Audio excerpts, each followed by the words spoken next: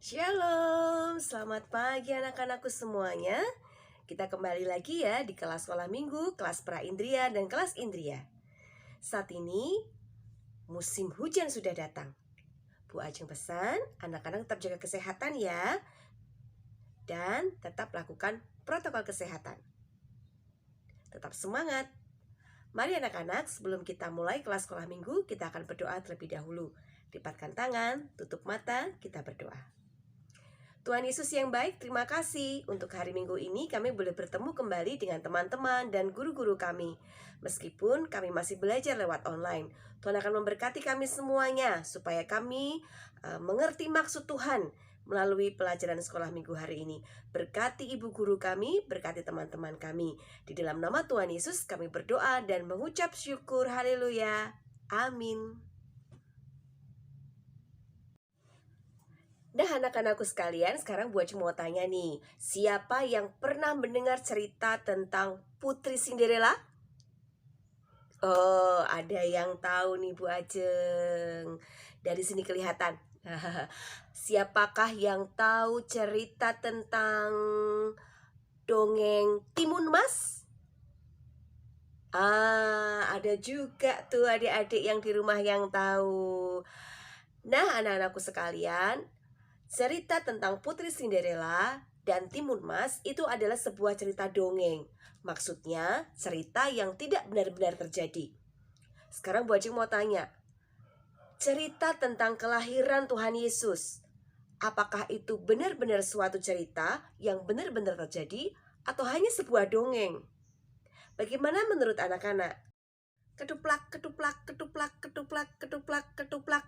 Hah? Suara apa itu ya? Ketuplak, ketuplak. Ternyata itu adalah suara langkah kaki keledai yang sedang dibawa oleh Pak Yusuf dan Ibu Maria. Masih ingat ya pelajaran minggu yang lalu? Kali ini perut Bu Maria sudah semakin membesar. Artinya sebentar lagi Ibu Maria akan melahirkan seorang bayi. Di kisah cerita pada kitab Lukas pasal 2 diceritakan bahwa saat itu Kaisar Agustus sedang mengumumkan adanya sensus penduduk, di mana mewajibkan semua penduduknya untuk didaftarkan lagi. Karena Bu Maria dan Pak Yusuf berasal dari kota Bethlehem, akhirnya mereka harus kembali anak-anak semuanya. Di tengah perjalanan, perut Bu Maria sudah semakin sakit nih. Sepertinya aku mau melahirkan, Pak. Tahan sebentar ya. Tahan ya, kita akan cari sebuah penginapan. Bisa ya? Sabar ya. Iya, Pak. Kemudian sampailah dia di kota Bethlehem dan mulai mencari penginapan.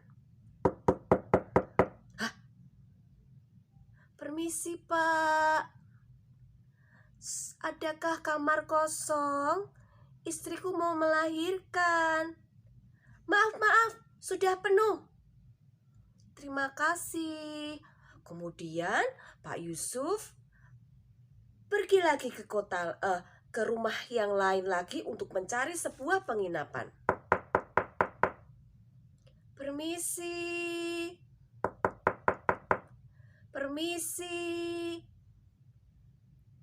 Dibukalah pintunya. Iya. Ada apa, Pak? Saya mencari sebuah kamar kosong. Istri saya mau melahirkan, Pak.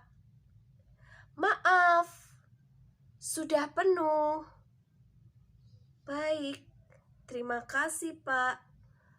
Aduh, Pak Yusuf, perutku sudah sakit sekali. Iya, sabar ya, sabar. Kita akan cari satu tempat lagi. Barangkali di rumah ujung itu ada sebuah tempat untukmu bersalin.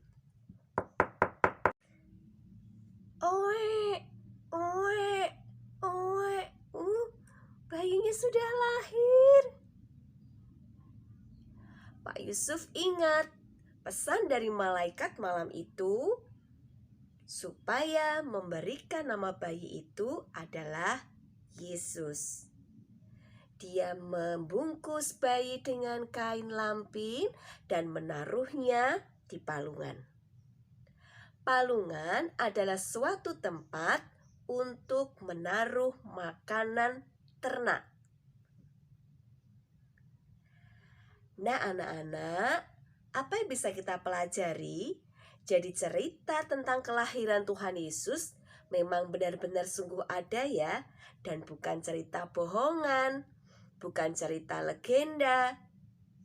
Mari kita jangan ragu untuk menceritakan tentang kisah Yesus kepada semua orang.